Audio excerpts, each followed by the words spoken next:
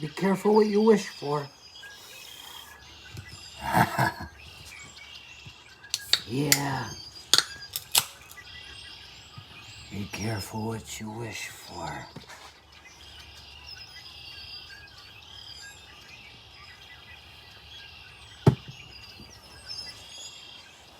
My dad's in the hospital.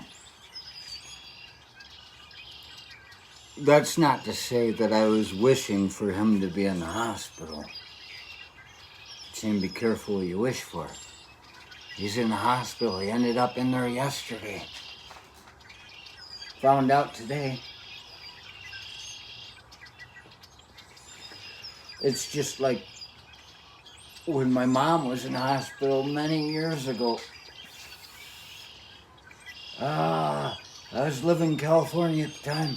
I think I was probably 97, 98, somewhere in there, 96, 97, 95, 96. I talked to my brother on the phone, the one that loves me, the one that I love, the one that loves me also back, that's the one I was talking to. And he said, Mom was in the hospital, right? And I said, what? He said, yeah, there was something, like she was in the hospital for something serious. I said, I don't even know. This is the first I heard of that. And he says, nobody told you? Like, no. And I talked to my dad, and I say, what the hell, Mom was in the hospital? He's like, yeah. I said, why didn't you call me? He says, well, I don't want anybody to worry. Worry? If it was something that serious, I might have liked to have seen her. Before it was too late, I could have come home. But this is the guy saying he doesn't want anybody to worry, yet when my grandma died, he calls me, the mother-in-law, wait, who the hell was that? I don't know, somebody was dead, and he's got to make it a point. He calls obituary hotline. It wasn't either of my grandmothers at that time, now that I think of it, so forget that. He calls the obituary hotline and calls me asking if people, tells me all these people that I don't care about, they're dead or dying. And he can't tell me my mother's in the hospital, so that's his idea. He doesn't want people to worry. So I find out today my dad's in the hospital.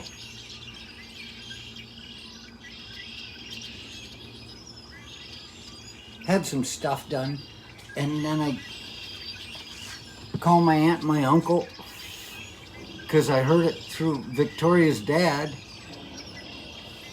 that he's in the hospital. I said, well, my aunt and my uncle know, so I called them.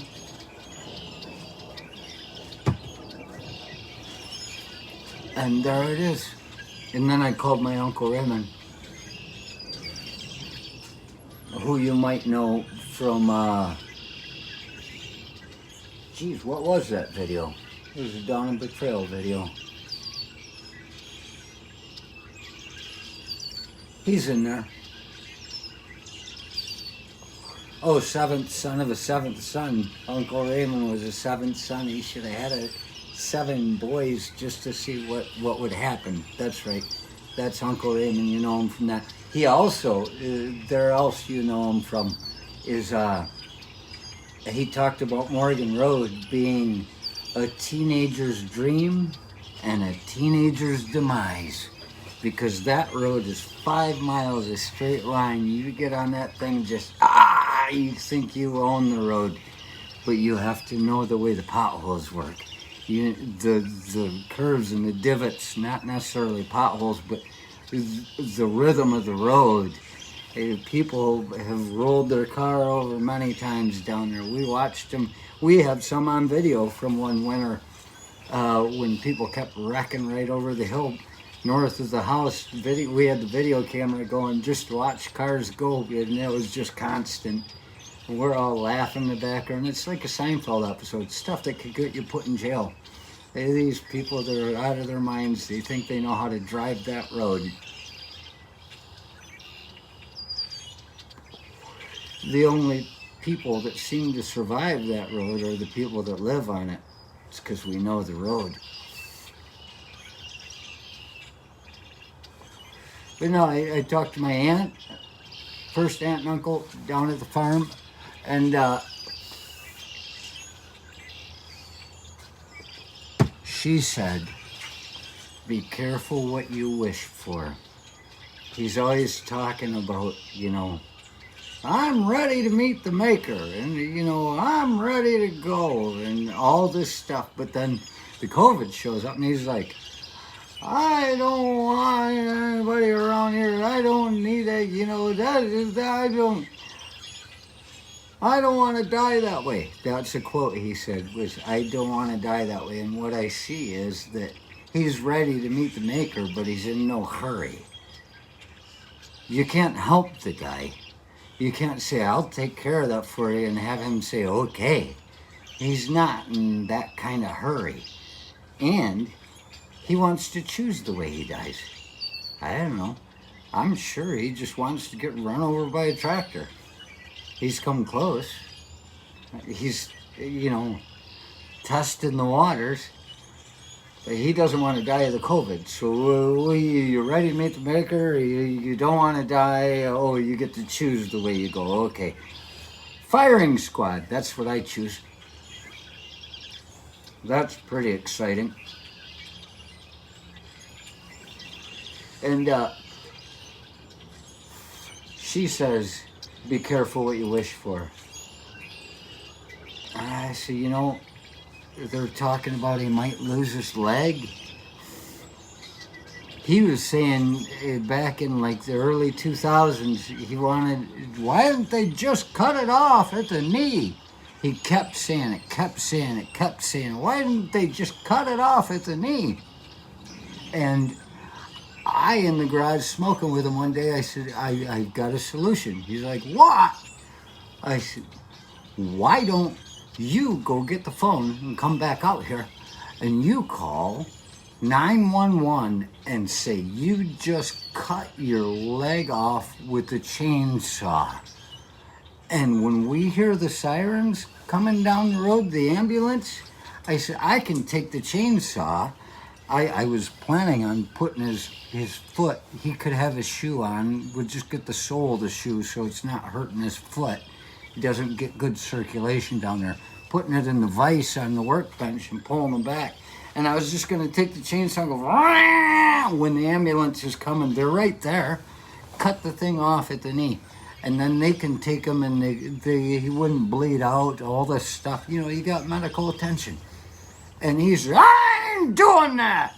And he's got all these ideas that he wants, but he's not willing to follow through. And she said, be careful what you wish for. It's manifestation.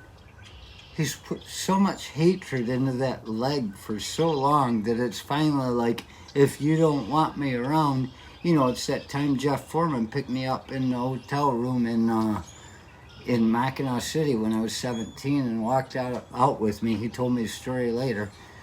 He turned around and looked at everybody in the room and said, we know when we're not wanted. That's right. We know when we're not wanted. That leg's saying, I'm done with you. So then I talked to my Uncle Raymond. He's the one that took him over there.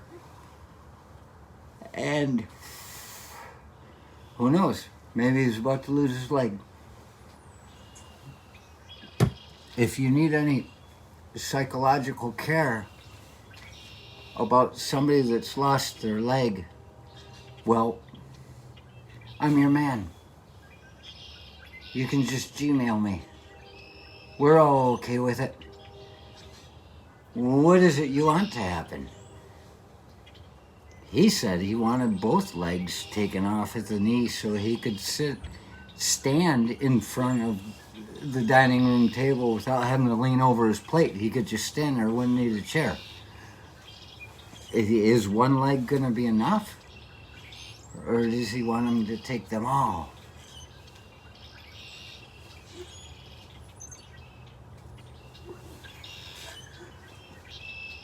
Be careful what you wish for.